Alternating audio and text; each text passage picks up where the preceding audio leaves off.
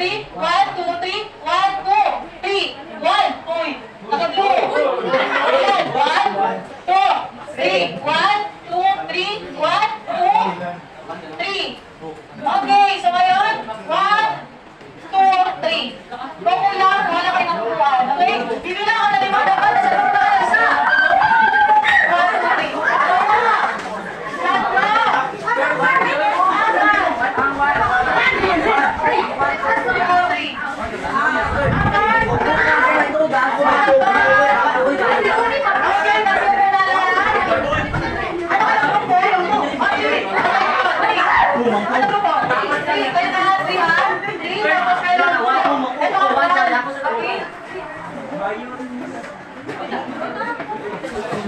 Mamaya na buksan! Mamaya na! Sabay-sabay! Ganito! Ganitong lasa! Pakinggan mo na si ma'am! Pakinggan mo na si ma'am! Ayang basa na yan, ididikit nyo dito. Pero meron na kayong dalawang, dalawang taon na magdidikit dito, okay? Malinaw? Dalawang tao lang. So, ang gagawin nyo, bubuhin nyo muna diyan para magdikit dito. Ang sino ang mauna, plus 5 sa grouping. Sino ang mauna, plus 5 sa grouping. Okay? Ngayon, magsimula na!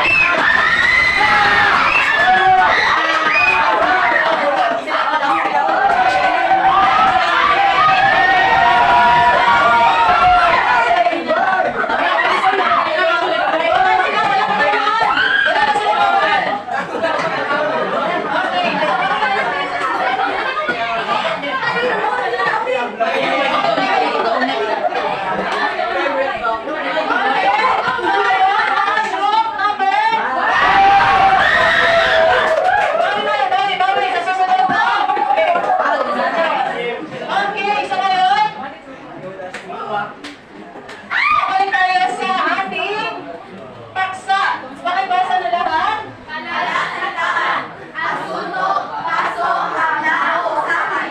Ang sakit, sikit, gulo, tao, gulo, lakit o arroz, palaki ng sintas, revolver, isa uri ng galit, guardia civil, pupong nagapangdama, ito, lulo, kabesa, kapitan ng barangay. Okay, siyempre yung mga taga-salitaan kung saan ay makikita natin to sa video ating papanoorin. Bakit kita matawa? Okay, so ngayon, guys, picturean nyo to para kung merong malalalim na salita na hindi nyo naintindihan, ay nandito yung paklugan. Okay? Tapos na? Tapos na? Okay, ngayon ay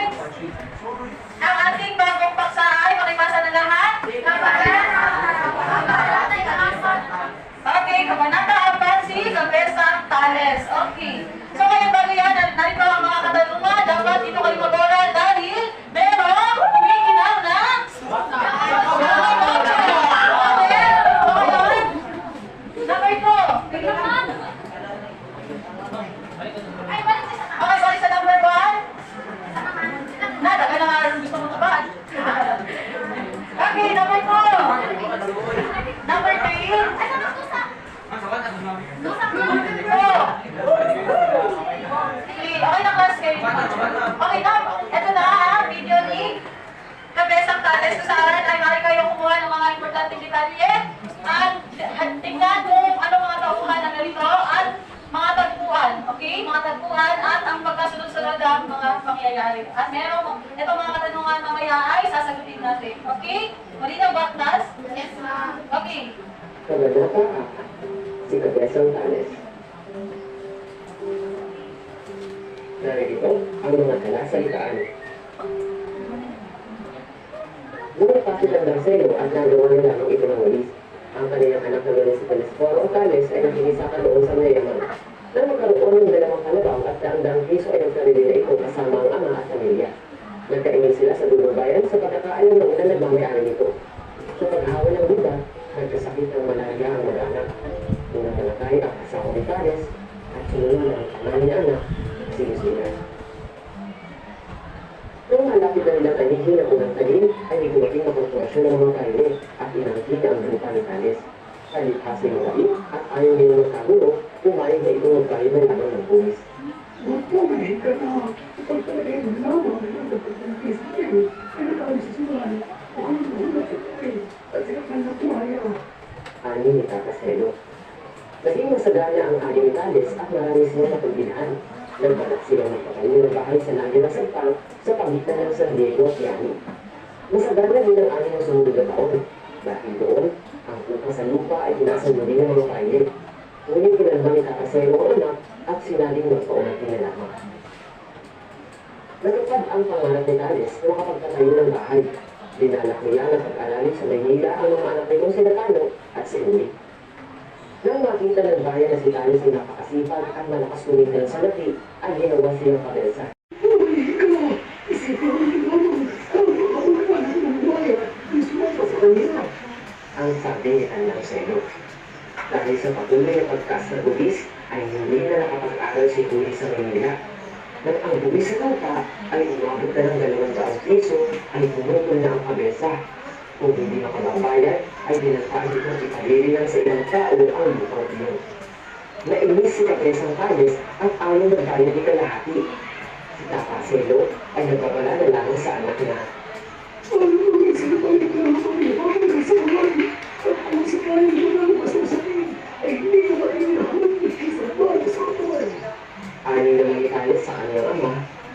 Ang lahat ba ay huli sa lupa? At tayo nagkinaklap na walang palo. Hiningaan ni Tales ang mga karlig ang titulo ng lupa. Ngunit mo lang naipakita ang mga ito, kaya nagkaroon ng pakikipag-asunto si Tales. Habang hindi pa nakakatula ng usapin, ang kabesa ay naglilibong sa kanyang hearing. May dala itong sa revolver bilang panangga sa mga pinsan. Tuloy ang pagkas na nila sa kanyang naipon para sa katanungan kanyang pinahanap. Nais tumulong ng mga nasa pamahalaan, ngunit ako ng mga ito ang may pangambang baka maalis sa kapilinan. Sinadya na rin sila ng gobernador general upang hindi ngunit ito lamang ang sinabi niya. Ang pag-uman niyo ang ibigay ng mga gobernador. Ako'y isang maunang at manulit ang lakas. Ngunit pinaghirapan ko ang buhay ko. Ang asawa't anak mo ay namatay sa pagtulong sa akin sa pamilya. Kaya't hindi ko ito ipagkakalo sa sinong hindi makagagawa ng higit sa ginawa.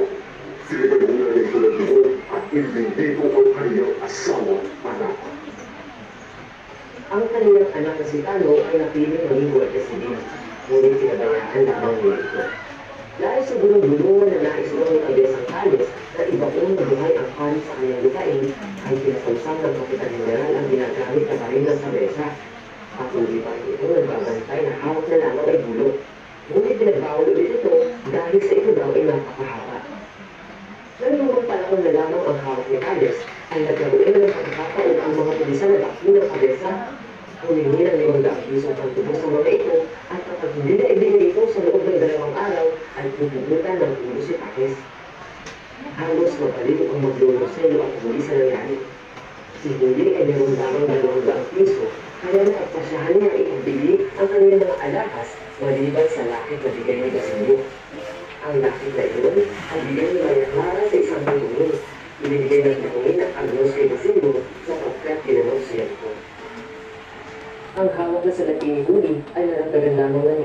piso.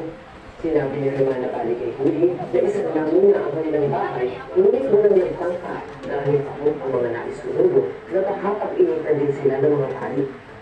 Hanggang makatagpo nila sa Hermana Pensan na nagpahiram ng salapit kailangan, ngunit ang kapalit ay ang pananagbihan ni Huli sa kanya bilang uksan. Nang malaman ito ng ungkong, sinabi nito na kung aalis si Huli ay aalis niya at hindi na muling magpapakita. Pigil na pigil ang pag-iyak ni Huli at iniisip niya na dapat narilimutin si Basilio dahil ang isang mga gamot ay hindi maaari makakasawa ng isang maralita. Iba-ibang kababalaghan ang sumagi sa isipan ni Huli at bago siya matulog ay umaasa na ang nilagay niyang 200 at 50 piso sa paanan ng Virgin Maria ay magmala at tumuli. Okay! Ano masasabi niyo sa kwento? Maganda ba ito? Yes! Okay. Balikan natin yung mga katanungan. Okay, natanggal siya. Pero bago yan, class, maaari ba kayo magbigay ng mga tauhan? Okay, sige, kasama tayo. Sino pa? Si Julia, si Sano, sino pa? Okay, sino pa si?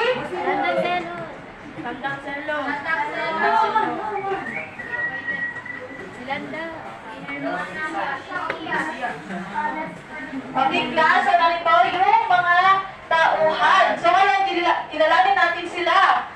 Sino nga rin si Cabezang Tales? Sino siya? Sino ba sa lahat? Sino ba sa... Baysa! Okay, Baysa, sino si... Ano? Si Cabezang Tales. Siya ay? Okay, anak ni Tandang Selo. So, di ba, class, batay sa kwento, ano nangyari sa kanya? Ano nangyari sa kanya? Ano po? Ano nangyari sa kanyang lupain? Ano ba nangyari sa kanya? Una, ano nangyari sa kanya? Ano nangyari? Okay, lumagita, lupain, kung saan kanyang linisan at ano? Tinaniman. Pagkatapos, ano nangyari?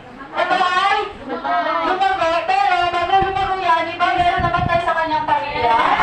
Okay, sino yung mga namatay sa kanyang pamilya? Okay, anak. Okay, anak at asawa. Ang kanyang anak at asawa ay namatay sa sakit na? Okay, malay. Tapos, ano nangyari?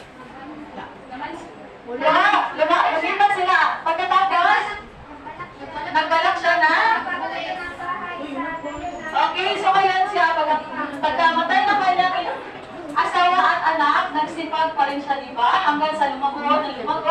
Lumaki ang kanyang bukirin, kung saan madami siyang mga naaani na pagkain. Pagkatapos, di ba, nung lumaki na ang kanyang pag-ani sa mga halaman ay mga prutas, ano nangyari? Di ba may pumunta sa kanila? Sino yun? Padre o? Private. Okay, ano ginawa? Ano ginawa? Okay, binibini. Okay, magkano nga yung unang hiningi sa kanya? Ako, di ba? Magkano meron kayong idea? Okay, 3 piso. Very good. See? Okay, walang nakasagot na iba. Si Ala, dahil meron siya. 30 pesos. Nagsimula sa 30 pesos. 25 pesos to 30 pesos hanggang sa ilan? 200. 200.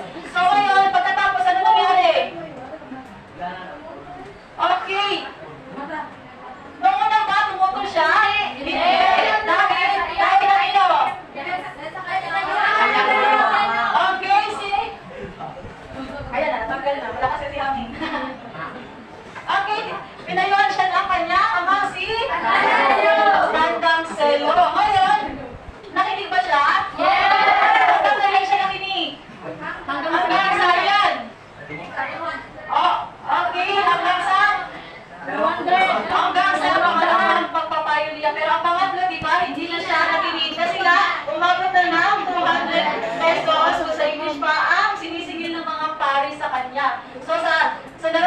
na hindi na to tama, kaya ay hindi na siya pumayag. Anong ginawa niya? Nung tumutol, tapos anong hindi na nila? Anong ginawa sa mga pare? Ito ay itulo. Ngayon, anong pangalan ng anak niyang lalaki? Si Thanos! Okay, class, ito si Tano. Ang kanyang anak na? Anong nangyari sa kanya? Napilitan siya? Okay, guardia civil. Kasi kailangan daw. Tapos, anong ginawa ni Cabezang Tales pagkatapos nun? Di ba? Patuloy pa rin na ganyan. Hindi, bago yan. Bago yan, ano ginawa niya? Lumapit, pumunta siya sa okay, parang attorney kung in-short natin dito. Ibig sabihin, pumunta siya doon or nag-ano siya ng kaso kung saan nilalaban niya yung kanyang lupain para hindi kunin ng mga kanila or mga pare. So ngayon, nagtagumpay ba siya? Hindi. Ano na nangyari sa kanya? Naubos na ang kanyang salapi, ang kanyang ipon, naubos na dahil doon sa kaso na hindi umuusad. Tapos, ano nangyari sa kanyang anak na babae? Ha? Okay, ang dalawa niyang anak na gusto niya sanang pag-aralin sa Maynila ay hindi natuloy kasi nga sa kasong kanyang hinaharap para sa kanilang kalupaan. Okay, ngayon, yung maandar na yung kaso, di ba, nawala na siya ng pera, naubos na yung mga ari-arian niya. Ano pa ang nangyari? Di ba, na pagka pumupunta siya sa bukid niya, ano kanyang dala-dala? Okay, muna revolver! Revolver! So, ano ka ito? Okay, baril. Tapos ano, sunod niya dinala? Besa! Ha? Okay, gulo. Kung saan, ito ay diba, pinagtawal pa rin siya na dahil daw yun. Ano na lang, huli niya ang dinala? Lumang palakon. Ano nangyari doon? Lumang palakon na lang yung dinala? Okay, tinuli siya na mga okay, so ano, pagkatapos, ano pa nangyari? Sa kanya kanyang kababayan, ano nangyari? Magkano binigay sa kanya? Magkano binigay sa kanya? Magkano binigay sa kanya?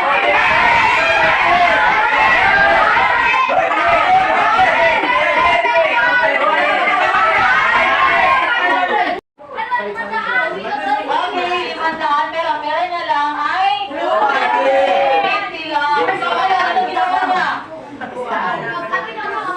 Okay, so sinala ang kanyang mga alahas kay kanina niya sinala ang kanyang alahas.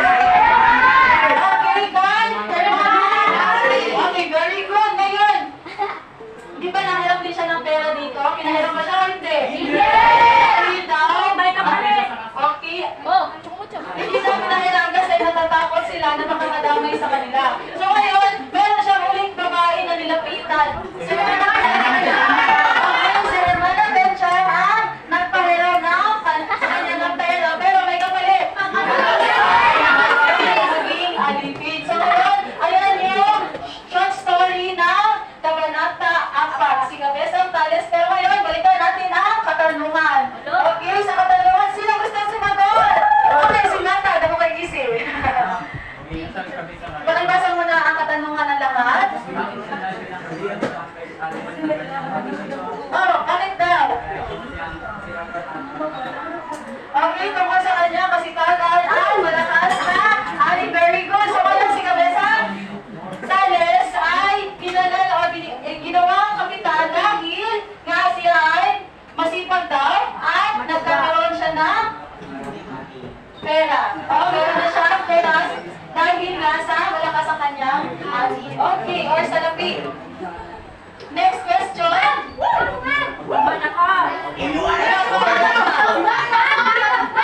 Okay, gusto ko si Espares. Kasi si Espares. Okay, Espares, ikaw ang gusto kong sumagot. Chocomocho. Chocomocho.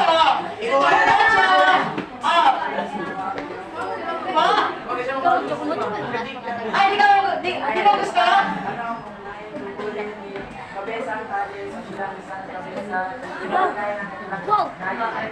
Okay, bakit?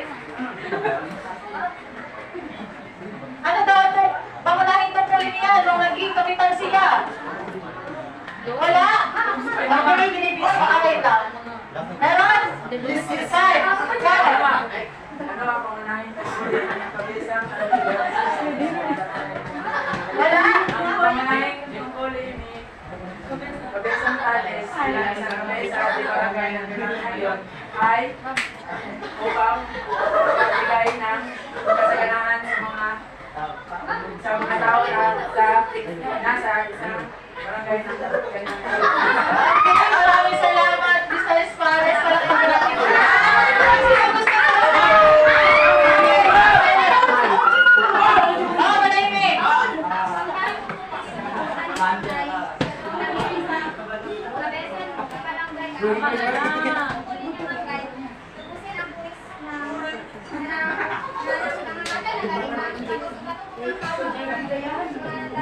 Okay. Palakpakan natin si Marcelo. Ang mga ilang ginawaan sa muslim na buwis ng mga tao, ng mga inaat, ng mga taong lumipad na sa ibang tirahan. Okay. So ngayon, ayan, naging, niya, tungkulin. Ayan, so ganyan siya magaling. Inaako niya yung mga bagay na dapat hindi naman dapat niya inaako. So ganyan siya kabait na tao. Kaya, number 3, makibasa na lahat?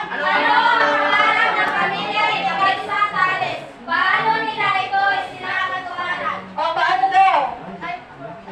Paano daw? Okay, so wala, gagamitan na.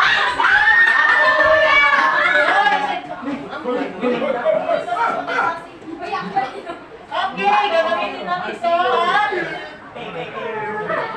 Alam, sino na? Sino na?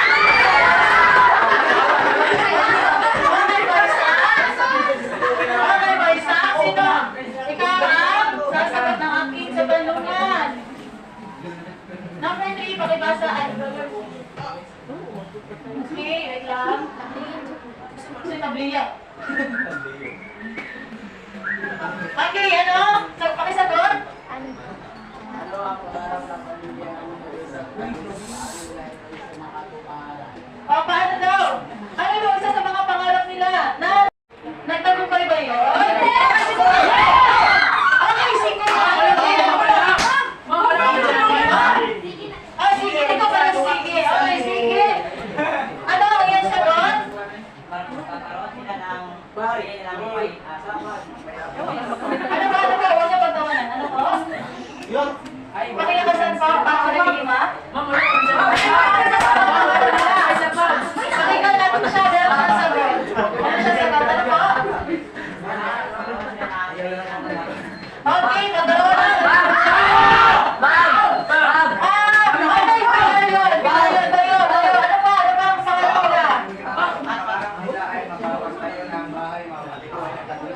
Paano nila ito sa pinakakamara sa pamamagitan ng pagkinis na Okay, palakpakan natin sila ng pagkakaya. So, ang kanila na pamilya ay ang pagpapatayo ng kanilang sariling bahay at gamit ang kanilang pagsisigaw at ay, wala ba siya? Okay, so ngayon, naintindihan na ba? Kaganata, 4. Okay, ngayon, dumako na tayo sa pangkatang gawain. Pakibasa na lahat. Hahatiin ang klase sa taon ng pangkat. Ang guro ay irurot ang dahil na may nakataas na aktibidad sa bawat bilang. Ang nagpiling bilang ng bawat pangkat ay isang katuparan sa loob lamang ng 5 minuto. Okay, 5 minuto tayo mga ibibigay 5. Pero itong guys na gamit nila, sino ang nanalo kanina? Sila ang una. Nakikita niyo at sila ang pangalawa at kayo ang pangatlo. So ngayon naman, halimbawa, nakuha nila, makinig. Halimbawa, nakuha nila itong number 2. So, sa kanila ang gold plate. Okay? Malinaw na ba? Yay! Sino ang gusto mo? Tignan natin kung ano. Okay, 1, 2, 3. Go!